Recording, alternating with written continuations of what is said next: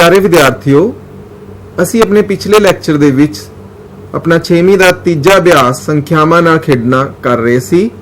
आओ थोड़ी जी दोहराई करके फिर आपां अपने जिहड़ी एक्सरसाइज है उहदे वल वधदे हां। असी करिया सी अभाज ते भाज संख्यावां, जिस दे विच असी करिया सी भी जिवें साडे कोल 1 है, 1 दा फैक्टर सिर्फ 1 है, 2 दे फैक्टर 2 हन, 1 अते 2, 1 अते खुद आप संख्या। ऐदां ही 3 दे भी 2 फैक्टर हन, 4 दे 3 फैक्टर हन, 1 2 ते 4।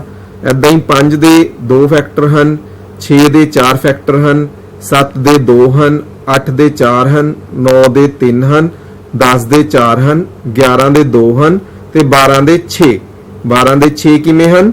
जिवें साडे लिखदे हां 12 बराबर है 1 गुणा 12। ऐदां ही 12 नूं असीं होर की लिख सकदे हां 6 दूनी 12। एक असीं 12 नूं लिख सकदे हां 4 तीए 12। तां साडे कोल हुण किहड़ियां-किहड़ियां संख्यावां आ गईयां? 1 2 3 4 ते 6 ते 1 12 खुद। तां इह की हन? 12 दे फैक्टर हन। तां असीं कीता सी भी ओह संख्यावां जिन्हां दे सिर्फ 2 ही फैक्टर होण, आप ते 1, ਉਹ ਸੰਖਿਆਵਾਂ ਨੂੰ ਅਸੀਂ ਕੀ ਬੋਲਦੇ ਹਾਂ? ਅਭਾਜ ਸੰਖਿਆਵਾਂ ਬੋਲਦੇ ਹਾਂ। ਯਾਨੀ ਕਿ ਸਾਡੀਆਂ 2 3 5 7 ਤੇ 11 ਇਹ ਕੀ ਹਨ? ਸਾਡੀਆਂ ਅਭਾਜ ਸੰਖਿਆਵਾਂ ਹਨ। ਜਦਕਿ ਉਹ ਸੰਖਿਆਵਾਂ ਜਿਸ ਦੇ 2 ਤੋਂ ਜ਼ਿਆਦਾ ਗੁਣਨਖੰਡ ਹੁੰਦੇ ਹਨ, ਫੈਕਟਰ ਹੁੰਦੇ ਹਨ, ਉਹਨਾਂ ਨੂੰ ਕੀ ਬੋਲਦੇ ਹਾਂ ਅਸੀਂ? ਭਾਜ ਸੰਖਿਆਵਾਂ। ਜਿਵੇਂ ਸਾਡੇ ਕੋਲ 4 6 8 9 10 ਤੇ 12 ਇਹ ਸਾਡੀਆਂ ਕੀ ਹਨ? ਭਾਜ ਸੰਖਿਆਵਾਂ ਹਨ। ਪਰ ਜਿਹੜਾ 1 ਹੈ ਉਹ ਨਾ ਤਾਂ ਸਾਡੀ ਭਾਜ ਸੰਖਿਆ ਹੈ, ਨਾ ਹੀ ਸਾਡੀ ਅਭਾਜ ਸੰਖਿਆ ਹੈ। ਤਾਂ ਅਸੀਂ ਡੈਫੀਨੇਸ਼ਨ ਕਰੀ ਸੀ ਅਭਾਜ ਸੰਖਿਆਵਾਂ ਪ੍ਰਾਈਮ ਨੰਬਰਸ ਉਹ ਸੰਖਿਆਵਾਂ ਜਿਨ੍ਹਾਂ ਦੇ ਗੁਣਨਖੰਡ 1 ਜਾਂ ਆਪ। ਜਿਵੇਂ ਸਾਡੇ ਅਸੀਂ ਕਿਹਾ ਸੀ 2 ਹੈ ਜਿਹੜਾ ਉਹ ਜਾਂ ਤਾਂ 1 ਗੁਣਾ 2, ਯਾਨੀ ਕਿ ਉਸਦੇ ਫੈਕਟਰ ਜਾਂ ਤਾਂ 1 ਹੈ ਜਾਂ 2 ਖੁਦ ਆਪ ਹੈ। ਏਦਾਂ ਹੀ ਜਿਹੜਾ 5 ਹੈ ਉਸਦੇ ਕੀ ਹਨ? 1 ਗੁਣਾ 5। 3 है जड़ा 1 गुणा 3। ऐदां ही जड़ा 7 है 1 गुणा 7। यानी कि ਉਹ ਸੰਖਿਆਵਾਂ ਜਿਨ੍ਹਾਂ ਦੇ ਗੁਣਨਖੰਡ 1 ਜਾਂ ਆਪ ਉਹੀ ਸੰਖਿਆ ਹੀ ਹੁੰਦੇ ਹਨ, ਉਹਨਾਂ ਨੂੰ ਅਸੀਂ ਕੀ ਬੋਲਦੇ ਹਾਂ? ਅਭਾਜ ਸੰਖਿਆਵਾਂ ਪ੍ਰਾਈਮ ਨੰਬਰਸ। यानी कि 2 3 5 7 11 ਇਹ ਸਾਡੇ ਕੀ ਹਨ? ਪ੍ਰਾਈਮ ਨੰਬਰਸ ਹਨ, ਅਭਾਜ ਸੰਖਿਆਵਾਂ ਹਨ। ਭਾਜ ਸੰਖਿਆਵਾਂ ਕੰਪੋਜ਼ਿਟ ਨੰਬਰਸ ਉਹ ਸੰਖਿਆਵਾਂ ਜਿਨ੍ਹਾਂ ਦੇ 2 ਤੋਂ ਜ਼ਿਆਦਾ ਗੁਣਨਖੰਡ ਹੁੰਦੇ ਹਨ, ਭਾਜ ਸੰਖਿਆਵਾਂ ਕਹਾਉਂਦੀਆਂ ਹਨ। ਜਿਵੇਂ ਕਿ 4 ਹੈ ਜਿਹੜਾ ਉਸ ਨੂੰ ਅਸੀਂ 1 ਗੁਣਾ 4 ਵੀ ਲਿਖ ਸਕਦੇ ਹਾਂ। 4 ਨੂੰ ਹੋਰ ਅਸੀਂ 2 ਗੁਣਾ 2, ਯਾਨੀ ਕਿ 4 ਦੇ ਜਿਹੜੇ ਗੁਣਨਖੰਡ ਹਨ ਉਹ 1 2 ਤੇ 4, ਯਾਨੀ ਕਿ 2 ਤੋਂ ਜ਼ਿਆਦਾ ਹੋ ਗਏ। ਐਦਾਂ ਹੀ ਅਗਰ ਅਸੀਂ 9 ਦੇਖੀਏ ਤਾਂ 9 ਦੇ ਕੀ ਹੋਣਗੇ? 9 ਗੁਣਾ 1। ਇੱਕ ਸਾਡੇ ਕੋਲ 9 ਨੂੰ ਅਸੀਂ ਹੋਰ ਕੀ ਲਿਖ ਸਕਦੇ ਹਾਂ? 3 ਗੁਣਾ 3, ਯਾਨੀ ਕਿ 9 ਦੇ ਜਿਹੜੇ ਫੈਕਟਰਸ ਹਨ ਉਹ 1 3 ਤੇ 9 ਆਪ ਹੈ। ਤਾਂ ਇਹਦਾ ਮਤਲਬ ਇਹ ਸੰਖਿਆਵਾਂ ਕੀ ਹੁੰਦੀਆਂ ਹਨ? ਸਾਡੀਆਂ ਭਾਜ ਸੰਖਿਆਵਾਂ ਹੁੰਦੀਆਂ ਹਨ। ਤਾਂ ਅਸੀਂ ਇੱਕ ਵਿਧੀ ਵੀ ਕਰੀ ਸੀ ਵੀ 1 ਤੋਂ ਲੈ ਕੇ 100 ਤੱਕ ਦੀਆਂ ਅਸੀਂ ਜਿਹੜੀਆਂ ਅਭਾਜ ਸੰਖਿਆਵਾਂ ਹਨ ਉਹ ਕਿਵੇਂ ਪਤਾ ਕਰ ਸਕਦੇ ਹੋ। ਤਾਂ ਪਿਆਰੇ ਵਿਦਿਆਰਥੀਓ, ਤੁਸੀਂ ਕੀ ਕਰਿਆ ਹੋਣਾ? ਇਹਦੇ 'ਚ ਅਸੀਂ ਕਰਿਆ ਸੀ ਵੀ ਜਿਹੜਾ 1 ਹੈ ਉਹ ਨਾ ਤਾਂ ਸਾਡੀ ਭਾਜ ਸੰਖਿਆ ਹੈ, ਨਾ ਅਭਾਜ ਸੰਖਿਆ ਹੈ। ਉਸ ਤੋਂ ਬਾਅਦ ਅਸੀਂ ਕੀ ਕਰਿਆ ਸੀ? 2 ਨੂੰ ਸਰਕਲ ਕਰਿਆ ਸੀ। 2 ਦੇ ਟੇਬਲ ਤੇ ਜਿੰਨੇ ਵੀ ਸਾਡੇ ਆਂਦੇ ਸੀ, ਜਿੱਦਾਂ 4 6 8 10, ਇਹਨਾਂ ਸਾਰਿਆਂ ਨੂੰ ਅਸੀਂ ਕੀ ਕਰਿਆ ਸੀ? ਕੱਟਿਆ ਸੀ। ਕਟਿੰਗ ਕਰਨ ਨਾਲ ਸਾਡੇ ਕੋਲ ਇੱਕ ਤਰ੍ਹਾਂ ਦਾ ਐਦਾਂ ਟੇਬਲ ਹੈ ਜਿਹੜਾ ਉਹ ਬਣਦਾ ਸੀ। ਇਸ ਦੇ ਵਿੱਚ ਅਸੀਂ 1 ਹੈ ਜਿਹੜਾ ਉਹ ਕਟਿੰਗ ਕਰਤਾ, ਕਿਉਂਕਿ ਇਹ ਨਾ ਸਾਡੀ ਭਾਜ ਸੰਖਿਆ ਹੈ ਨਾ ਅਭਾਜ ਸੰਖਿਆ ਹੈ। ਉਸ ਤੋਂ ਬਾਅਦ ਅਸੀਂ ਕੀ ਕਰਿਆ ਸੀ? 2 ਲੈ ਕੇ 2 ਦੇ ਟੇਬਲ ਤੇ ਜਿੰਨੀਆਂ ਵੀ ਸੰਖਿਆਵਾਂ ਹਨ ਉਹਨਾਂ ਸਾਰਿਆਂ ਨੂੰ ਕੱਟਿਆ। ਫਿਰ 3 ਲੈ ਕੇ 3 ਦੇ ਟੇਬਲ ਤੇ ਜਿਹੜੀਆਂ ਸੰਖਿਆਵਾਂ ਹਨ ਉਹਨਾਂ ਨੂੰ ਕੱਟਿਆ। ਏਦਾਂ ਹੀ 5 7 11 13 ਏਦਾਂ ਹੀ ਅਸੀਂ ਚੱਲਦੇ ਗਏ। ਤਾਂ ਅਸੀਂ ਜਦੋਂ ਦੇਖਿਆ ਤਾਂ ਸਾਡੇ ਕੋਲ ਸਿਰਫ ਕਿਹੜੀਆਂ ਸੰਖਿਆਵਾਂ ਬਚੀਆਂ? 2 3 5 7 11 13 17 19 ਤੋਂ ਬਾਅਦ 23 29 31 37 41 43 47 53 59 61 67 71 73 79 83 99 ਅਤੇ 97 ਇਹ ਸਾਡੀਆਂ ਕੀ ਹਨ 1 ਅਤੇ 100 ਦੇ ਵਿਚਕਾਰ ਦੀਆਂ ਅਭਾਜ ਸੰਖਿਆਵਾਂ ਹਨ। ਇਹ ਵਿਧੀ ਤੁਸੀਂ ਬਹੁਤ ਚੰਗੀ ਤਰ੍ਹਾਂ ਕੀਤੀ ਸੀ। ਆਓ ਅਸੀਂ ਅੱਗੇ ਕਰਦੇ ਹਾਂ। ਜਿਸ ਸੰਖਿਆਵਾਂ ਬਾਰੇ ਵੀ ਪੜਿਆ ਸੀ ਅਸੀਂ ਈਵਨ ਨੰਬਰਸ ਵੀ ਉਹ ਸੰਖਿਆਵਾਂ ਜਿਹੜੀਆਂ 2 ਦੇ ਪਹਾੜੇ ਤੇ ਪੂਰੀਆਂ ਕੱਟੀਆਂ ਜਾਣ ਉਹਨਾਂ ਨੂੰ ਅਸੀਂ ਜਿਸ ਸੰਖਿਆਵਾਂ ਬੋਲਦੇ ਹਾਂ। ਜਿਵੇਂ 2 4 6 8 10 12 14 ਇਹ ਸਾਡੀਆਂ ਕੀ ਹਨ ਜਿਸ ਸੰਖਿਆਵਾਂ। ਅਸੀਂ ਟਾਂਕ ਸੰਖਿਆਵਾਂ ਬਾਰੇ ਵੀ ਪੜਿਆ ਸੀ ਵੀ ਜਿਸ ਸੰਖਿਆਵਾਂ ਨੂੰ ਛੱਡ ਕੇ ਬਾਕੀ ਜਿਹੜੀਆਂ ਸੰਖਿਆਵਾਂ ਸਾਡੀਆਂ ਬਚਦੀਆਂ ਹਨ ਉਹ ਕੀ ਹਨ ਟਾਂਕ ਸੰਖਿਆਵਾਂ। ਯਾਨੀ ਕਿ 1 3 5 7 9 11 13 15 ਇਹ ਸਾਡੀਆਂ ਕੀ ਹਨ ਟਾਂਕ ਸੰਖਿਆਵਾਂ ਹਨ। ਤਾਂ ਅਸੀਂ ਇਹ ਵੀ ਪੜਿਆ ਸੀ ਕਿ ਸਭ ਤੋਂ ਜਿਹੜੀ ਛੋਟੀ ਅਸੀਂ ਪੜਿਆ ਸੀ ਸਭ ਤੋਂ ਛੋਟੀ ਜਿਹੜੀ ਸਾਡੀ ਟਾਂਕ ਸੰਖਿਆ ਜਿਹੜੀ ਉਹ ਕਿਹੜੀ ਹੋਊਗੀ 1।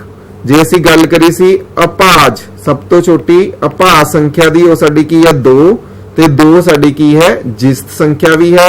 ਤਾਂ ਅਸੀਂ ਕਿਹਾ ਸੀ ਵੀ 2 ਕੇਵਲ ਜਿਸਤ ਅਭਾਜ ਸੰਖਿਆ ਹੈ ਬਾਕੀ ਸਾਰੀਆਂ ਅਭਾਜ ਸੰਖਿਆਵਾਂ ਕੀ ਹੁੰਦੀਆਂ ਹਨ ਟਾਂਕ ਹੁੰਦੀਆਂ ਹਨ। ਆਓ ਅਸੀਂ ਹੁਣ ਆਪਣੀ ਅਭਿਆਸ 3.2 ਜਿਸ ਦਾ ਅਸੀਂ ਅੱਜ ਤੀਜਾ ਪ੍ਰਸ਼ਨ ਹੈ ਉਹ ਕਰਨਾ ਹੈ। ਸੰਖਿਆ 13 ਅਤੇ 31 ਅਭਾਜ ਸੰਖਿਆਵਾਂ ਹਨ। ਇਹਨਾਂ ਦੋਵਾਂ ਸੰਖਿਆਵਾਂ ਵਿੱਚੋਂ 2 ਅੰਕ 1 ਅਤੇ 3 ਹਨ।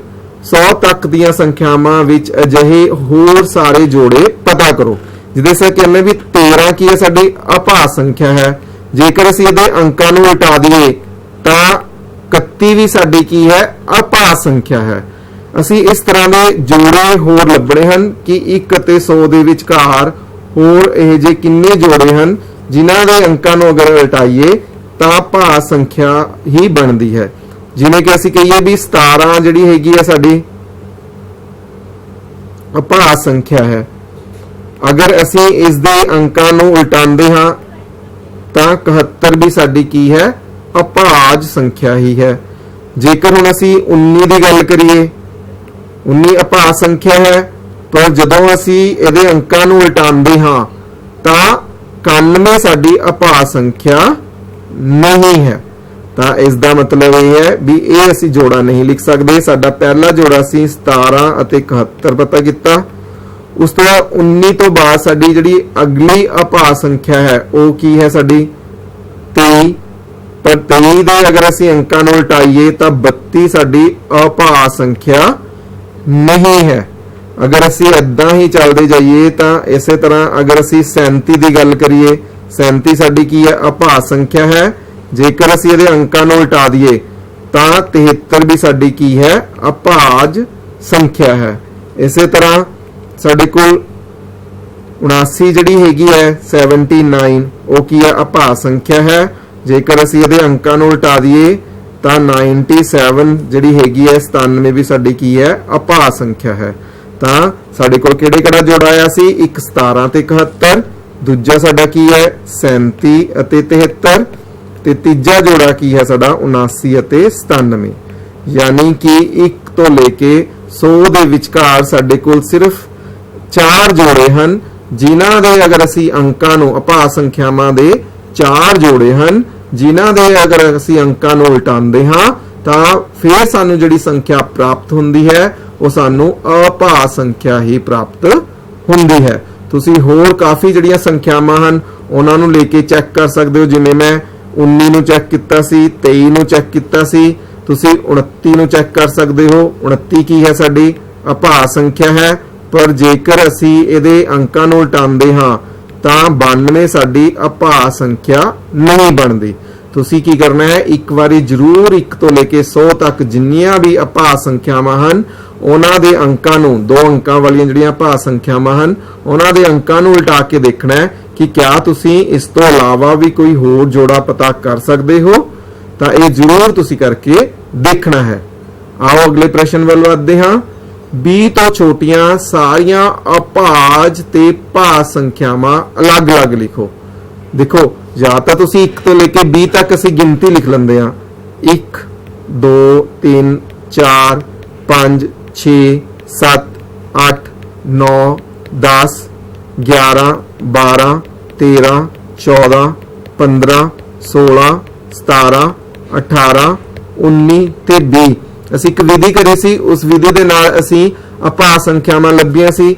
ਜਿਵੇਂ ਅਸੀਂ ਕਿਹਾ ਸੀ 1 ਸਾਡੀ ਅਭਾਜ ਸੰਖਿਆ ਨਹੀਂ ਹੈ, 2 ਸਾਡੀ ਕੀ ਹੈ ਅਭਾਜ ਸੰਖਿਆ ਹੈ, ਤਾਂ ਅਸੀਂ ਕੀ ਹੈ 4 ਨੂੰ ਕੱਟ ਦਿੰਦੇ ਹਾਂ, 6 8 10 12 14 16 18 ਤੇ 20। ਉਸ ਤੋਂ ਬਾਅਦ 3 ਸਾਡੀ ਅਭਾਜ ਸੰਖਿਆ ਹੈ, ਤਾਂ 3 ਦੇ ਟੇਬਲ ਤੇ ਜਿਹੜੀਆਂ ਆਉਂਦੀਆਂ ਹਨ ਅਸੀਂ ਹੁਣ ਉਹ ਸੰਖਿਆਵਾਂ ਨੂੰ ਕੱਟ ਦਿੰਦੇ ਹਾਂ। ਉਸ ਤੋਂ ਬਾਅਦ 5 ਸਾਡੀ ਅਭਾਜ ਸੰਖਿਆ ਹੈ, 5 ਦੇ ਟੇਬਲ ਤੇ ਅਗਰ ਕੋਈ ਆਉਂਦੀ ਹੈ ਸੰਖਿਆ ਅਸੀਂ ਉਹਨੂੰ ਕੱਟ ਦਿੰਦੇ ਹਾਂ। ਇਦਾਂ ਹੀ 7 ਸਾਡੀ ਕੀ ਹੈ ਅਭਾਜ ਸੰਖਿਆ ਹੈ। ਉਸ ਤੋਂ ਬਾਅਦ ਸਾਡੀ 11 ਤੇ 13 17 ਤੇ 19, ਤਾਂ ਇਸ ਦਾ ਮਤਲਬ 20 ਤੋਂ ਛੋਟੀਆਂ ਜਿਹੜੀਆਂ ਅਭਾਜ ਸੰਖਿਆਵਾਂ ਹਨ ਉਹ ਸਾਡੀਆਂ ਕਿਹੜੀਆਂ ਸੰਖਿਆਵਾਂ ਹਨ 2 3 5 7 11 13 17 ਤੇ 19। ਇਹ ਸਾਡੀਆਂ ਕੀ ਹਨ ਅਭਾਜ ਸੰਖਿਆਵਾਂ ਹਨ।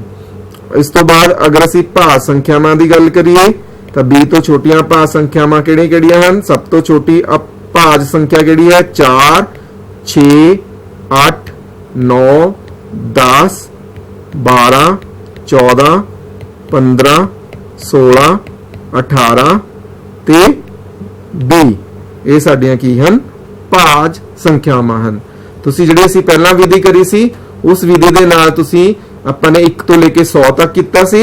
ਹੁਣ ਅਸੀਂ ਸਿਰਫ 20 ਤੱਕ ਕਰਨਾ ਹੈ। ਤੁਸੀਂ 20 ਤੱਕ ਹੈ ਜਿਹੜੀ ਵਿਧੀ ਅਪਣਾ ਕੇ ਅਭਾਜ ਤੇ ਭਾਜ ਸੰਖਿਆਵਾਂ ਨੂੰ ਪਤਾ ਕਰ ਸਕਦੇ ਹੋ। ਸਾਡਾ ਅਗਲਾ ਪ੍ਰਸ਼ਨ ਹੈ 1 ਅਤੇ 10 ਦੇ ਵਿਚਕਾਰਲੀ ਸਭ ਤੋਂ ਛੋਟੀ ਅਭਾਜ ਸੰਖਿਆ ਲਿਖੋ। ਹੁਣ 1 ਅਤੇ 10 ਦੇ ਵਿਚਕਾਰ ਸਭ ਤੋਂ ਛੋਟੀ ਅਭਾਜ ਸੰਖਿਆ ਅਸੀਂ ਪਤਾ ਕਰਨੀ ਹੈ। ਅਸੀਂ ਸਭ ਤੋਂ ਪਹਿਲਾਂ 1 ਅਤੇ 10 ਦੇ ਵਿਚਕਾਰ ਲੀਆਂ ਅਭਾਜ ਸੰਖਿਆਵਾਂ ਲਿਖ ਲੈਂਦੇ ਹਾਂ। 1 ਅਤੇ 10 ਦੇ ਵਿਚਕਾਰਲੀਆਂ ਅਭਾਜ ਸੰਖਿਆਵਾਂ ਤੁਹਾਨੂੰ ਪਤਾ ਹੀ ਹੈ ਕਿਹੜੀਆਂ ਹਨ ਸਾਡੀਆਂ 2 3 5 7। ਇਹ ਸਾਡੀਆਂ ਕੀ ਹਨ 1 ਅਤੇ 10 ਦੇ ਵਿਚਕਾਰਲੀਆਂ ਅਭਾਜ ਸੰਖਿਆਵਾਂ ਹਨ। ਤਾਂ ਅਸੀਂ ਦੱਸਣਾ ਹੈ ਕਿ ਸਭ ਤੋਂ ਵੱਡੀ ਜਿਹੜੀ ਹੈ ਅਭਾਜ ਸੰਖਿਆ ਕਿਹੜੀ ਹੈ 1 ਅਤੇ 10 ਦੇ ਵਿਚਕਾਰ। ਤਾਂ ਸਭ ਤੋਂ ਵੱਡੀ ਕਿਹੜੀ ਹੈ ਸਾਡੀ 7, ਯਾਨੀ ਕਿ 1 ਅਤੇ 10 ਦੇ ਵਿਚਕਾਰਲੀ ਸਭ ਤੋਂ ਵੱਡੀ ਅਭਾਜ ਸੰਖਿਆ ਸਾਡੀ ਕਿਹੜੀ ਹੈ 7 ਹੈ। अगर मैं कहा सब तो छोटी, तो सब तो छोटी अभाज संख्या 1 ਅਤੇ 10 ਦੇ ਵਿਚਕਾਰ ਤਾਂ ਸਾਡੀ ਕੀ ਹੈ 2 ਹੈ। 2 ਵੈਸੇ ਵੀ ਸਾਡੀ ਸਭ ਤੋਂ ਛੋਟੀ ਅਭਾਜ ਜਿਸਤ ਸੰਖਿਆ ਹੈ। ਸਾਡਾ ਅਗਲਾ ਪ੍ਰਸ਼ਨ ਹੈ ਹੇਠ ਦਿੱਤੀਆਂ ਨੂੰ 2 ਟਾਂਕ ਅਭਾਜ ਸੰਖਿਆਵਾਂ ਦੇ ਜੋੜੇ ਦੇ ਰੂਪ ਦੇ ਵਿੱਚ ਲਿਖੋ। ਜਿਵੇਂ ਹੁਣ ਅਸੀਂ ਸਾਡਾ ਪਹਿਲਾ ਪ੍ਰਸ਼ਨ ਹੈ 44। ਹੁਣ ਅਸੀਂ 44 ਨੂੰ ਕੀ ਲਿਖ ਸਕਦੇ ਹਾਂ। ਅਸੀਂ 44 ਨੂੰ ਇਸ ਤਰ੍ਹਾਂ ਲਿਖਣਾ ਹੈ, ਇਸ ਤਰ੍ਹਾਂ ਜੋੜਿਆਂ 'ਚ ਲਿਖਣਾ ਹੈ ਕਿ ਦੋਨਾਂ ਦਾ ਜਿਹੜਾ ਜੋੜ ਹੈ ਇੱਕ ਤਾਂ 44 ਆਣਾ ਚਾਹੀਦਾ ਹੈ, ਪਰ ਦੋਨੋਂ ਹੀ ਸੰਖਿਆਵਾਂ ਕੀ ਹੋਣੀਆਂ ਚਾਹੀਦੀਆਂ ਹਨ ਸਾਡੀਆਂ ਅਭਾਜ ਸੰਖਿਆਵਾਂ ਹੋਣੀਆਂ ਚਾਹੀਦੀਆਂ ਹਨ। ਜਿਵੇਂ 13 ਅਤੇ 31। ਜੇਕਰ ਮੈਂ 13 ਤੇ 31 ਨੂੰ ਜੋੜਦਾ ਹਾਂ ਤਾਂ ਕਿੰਨਾ ਆਉਂਦਾ ਹੈ ਮੇਰੇ ਕੋਲ 44 ਆਉਂਦਾ ਹੈ। ਹੁਣ 13 ਵੀ ਕੀ ਹੈ ਸਾਡੀ ਅਭਾਜ ਸੰਖਿਆ ਹੈ, 31 ਵੀ ਕੀ ਹੈ ਸਾਡੀ ਅਭਾਜ ਸੰਖਿਆ ਹੈ। ਕਿਆ ਵਿਦਿਆਰਥੀਓ ਕੀ ਤੁਸੀਂ ਹੋਰ ਜੋੜਾ ਵੀ ਦੱਸ ਸਕਦੇ ਹੋ। ਜਿਵੇਂ ਹੁਣ ਅਸੀਂ ਕਹਿ ਸਕਦੇ ਹਾਂ ਕਿ ਅਗਰ ਮੈਂ 44 ਕਰਨਾ ਹੈ ਤਾਂ ਮੈਂ 3 ਜਮਾ 41। ਤਾਂ ਜੇਕਰ ਅਸੀਂ ਦੇਖੀਏ ਕਿ 3 ਵੀ ਸਾਡੀ ਕੀ ਹੈ ਅਭਾਜ ਸੰਖਿਆ ਹੈ, ਕਿ 41 ਵੀ ਸਾਡੀ ਅਭਾਜ ਸੰਖਿਆ ਹੈ, ਤਾਂ ਹਾਂ ਤਾਂ ਇਹਦਾ ਮਤਲਬ 3 ਅਤੇ 41। ਇਦਾਂ ਅਸੀਂ ਹੋਰ ਜੋੜੇ ਵੀ ਪਤਾ ਕਰ ਸਕਦੇ ਹੋ, ਇਹ ਨਹੀਂ ਵੀ ਇੱਕੋ ਹੀ ਜੋੜਾ, ਅਸੀਂ ਹੋਰ ਕਾਫੀ ਜੋੜੇ ਜਿਹੜੇ ਹੈਗੇ ਆ ਉਹ ਪਤਾ ਕਰ ਸਕਦੇ ਹਾਂ। ਇਸੇ ਤਰ੍ਹਾਂ ਹੁਣ ਬੀ ਪਾਰਟ ਮੇਰਾ ਹੈਗਾ 36। 36 ਨੂੰ ਮੈਂ ਲਿਖ ਸਕਦਾ ਹਾਂ 17 ਜਮਾ 19। ਠੀਕ ਹੈ, 17 ਵੀ ਕੀ ਹੈ ਸਾਡੀ ਅਭਾਜ ਸੰਖਿਆ ਹੈ, 19 ਵੀ ਕੀ ਹੈ ਸਾਡੀ ਅਭਾਜ ਸੰਖਿਆ ਹੈ। ਇਸੇ ਤਰ੍ਹਾਂ ਸੀ ਪਾਰਟ ਹੈ ਸਾਡਾ 24। ਹੁਣ 24 ਦੇ ਦੇਖਦੇ ਹਾਂ ਅਸੀਂ ਕਿਹੜੇ ਕਿਹੜੇ ਬਣ ਸਕਦੇ ਹਾਂ।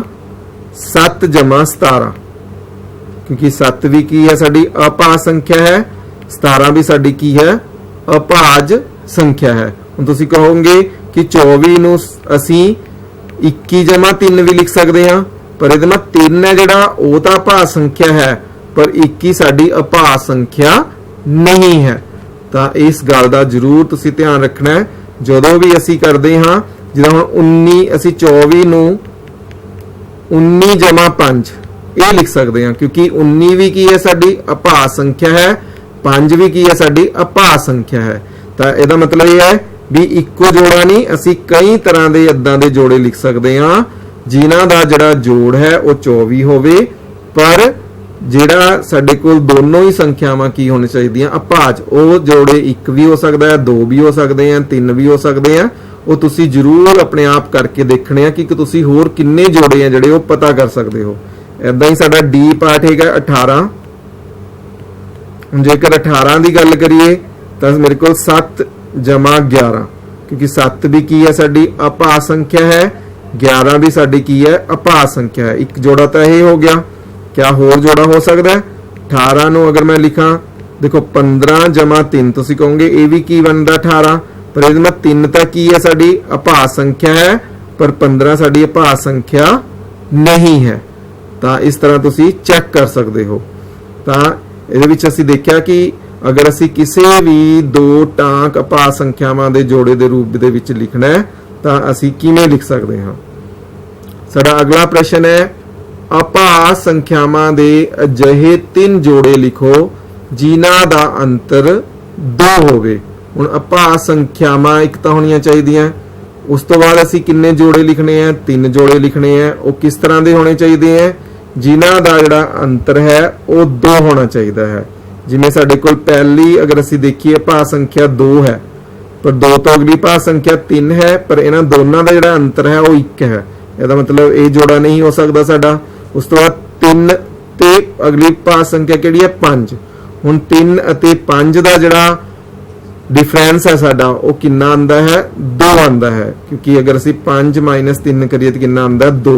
तो मतलब पहला जिहड़ा साडा जोड़ा है वो 3 ਅਤੇ 5 है। इस तरह 5 ਅਤੇ 7 अगर असी 5 7 विचों 5 माइनस करते हैं तो भी कितना आंदा है 2। इसका मतलब साडा दूजा जोड़ा की है 5,7 है। इस तरह 7 तो बाद साडे कोल 11 आंदा है, पर अगर असी 11 विचों 7 माइनस करते हैं तो कितना आंदा है 4। ਇਹਦਾ मतलब ये असी जोड़ा नहीं ले सकते। उस तो बाद साडा अगला 11 ਤੇ 13, अगर असी 13 ਚੋਂ 11 माइनस करते हाँ तो साडे कोल कितना आंदा है 2। तो ਇਹਦਾ मतलब असी 3 जोड़े ਕਿਹੜੇ पता कर रहे हैं 3 5 5 7 ਤੇ 11 13।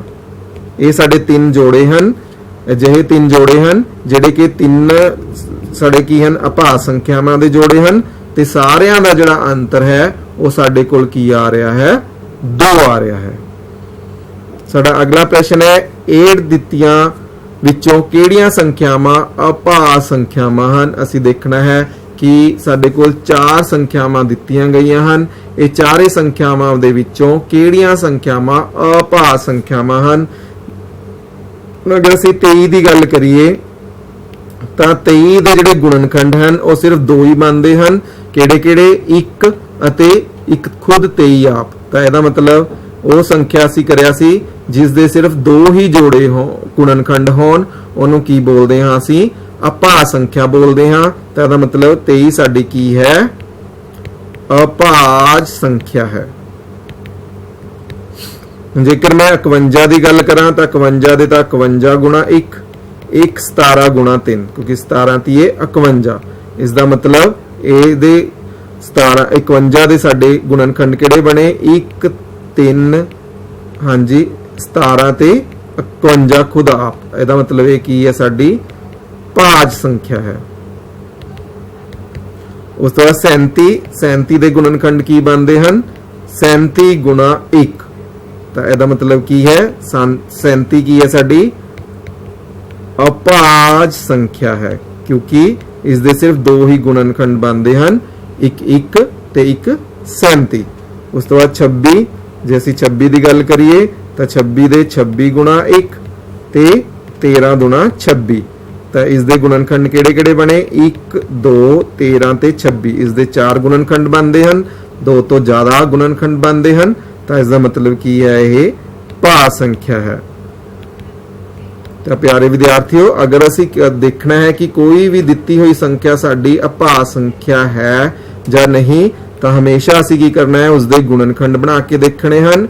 ਜੇਕਰ ਉਸ ਦੇ ਸਿਰਫ ਦੋ ਹੀ ਗੁਣਨਖੰਡ ਬਣਦੇ ਹਨ ਇੱਕ ਸੰਖਿਆ ਖੁਦ ਆਪ ਤੇ ਇੱਕ 1 ਤਾਂ ਉਹ ਸੰਖਿਆ ਕੀ ਹੋਏਗੀ ਸਾਡੀ ਅਭਾਜ ਸੰਖਿਆ ਹੋਏਗੀ। ਪਰ ਅਗਰ ਦਿੱਤੀ ਹੋਈ ਸੰਖਿਆ ਦੇ ਦੋ ਤੋਂ ਜ਼ਿਆਦਾ ਗੁਣਨਖੰਡ ਬਣਦੇ ਹਨ ਤਾਂ ਉਹ ਸੰਖਿਆ ਸਾਡੀ ਕੀ ਹੁੰਦੀ ਹੈ ਭਾਜ ਸੰਖਿਆ ਹੁੰਦੀ ਹੈ। ਸਾਡਾ ਅਗਲਾ ਪ੍ਰਸ਼ਨ ਹੈ 100 ਤੋਂ ਛੋਟੀਆਂ 7 ਕਰਮਵਾਰ ਭਾਜ ਸੰਖਿਆਵਾਂ ਲਿਖੋ ਜਿਨ੍ਹਾਂ ਦੇ ਵਿਚਕਾਰ ਕੋਈ ਵੀ ਅਭਾਜ ਸੰਖਿਆ ਨਾ ਹੋਵੇ। ਤਾਂ ਪਿਆਰੇ ਵਿਦਿਆਰਥੀਓ ਤੁਸੀਂ 1 ਤੋਂ ਲੈ ਕੇ ਪਹਿਲਾਂ ਤਾਂ 100 ਦੇ ਵਿਚਕਾਰ ਦੀਆਂ ਸਾਰੀਆਂ ਅਭਾਜ ਸੰਖਿਆਵਾਂ ਲਿਖ ਲਓ।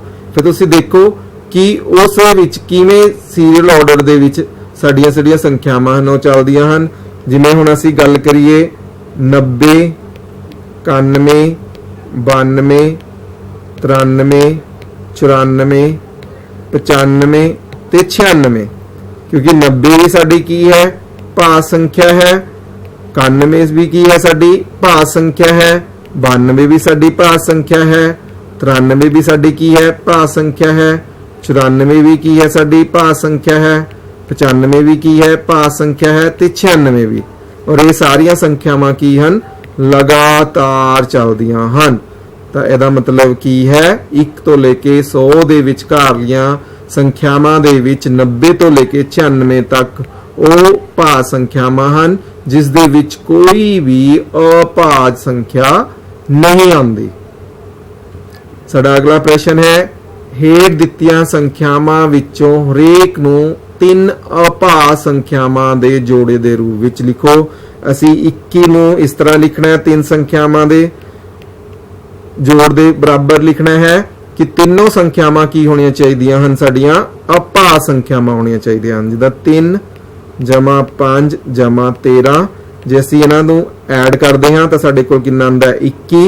ਇਹਦੇ ਵਿੱਚ ਜਿਹੜੀ 3 ਹੈ ਉਹ ਵੀ ਅਭਾਜ ਸੰਖਿਆ ਹੈ 5 ਵੀ ਅਭਾਜ ਸੰਖਿਆ ਹੈ ਤੇ 13 ਵੀ ਕੀ ਹੈ ਸਾਡੀ ਅਭਾਜ ਸੰਖਿਆ ਹੈ। ਇਦਾਂ ਹੀ 31 ਦੀ ਅਗਰ ਅਸੀਂ ਗੱਲ ਕਰੀਏ ਤਾਂ 5 ਜਮਾ 7 ਜਮਾ 19 ਇਹ ਤਿੰਨੋਂ ਹੀ ਕੀ ਹਨ ਸਾਡੀਆਂ ਅਭਾਜ ਸੰਖਿਆਵਾਂ ਹਨ। ਜੇ ਅਸੀਂ ਇਹਨਾਂ ਤਿੰਨਾਂ ਨੂੰ ਜੋੜ ਕਰਦੇ ਹਾਂ ਤਾਂ ਸਾਡਾ ਆਨਸਰ ਕਿੰਨਾ ਆਉਂਦਾ ਹੈ 31 ਆਉਂਦਾ ਹੈ। ਇਸੇ ਤਰ੍ਹਾਂ ਅਸੀਂ ਅਗਰ 53 ਦੀ ਗੱਲ ਕਰੀਏ ਤਾਂ 13 ਜਮਾ 17 ਜਮਾ 23 ਕਿਉਂਕਿ 13 ਜਮਾ 17 30 30 ਜਮਾ 23 ਕਿੰਨਾ ਹੋ ਗਿਆ 53 ਤਾਂ 13 ਵੀ ਸਾਡੀ ਅਭਾਜ ਸੰਖਿਆ ਹੈ 17 ਵੀ ਸਾਡੀ ਅਭਾਜ ਸੰਖਿਆ ਹੈ ਤੇ 23 ਵੀ ਸਾਡੀ ਕੀ ਹੈ ਅਭਾਜ ਸੰਖਿਆ ਹੈ।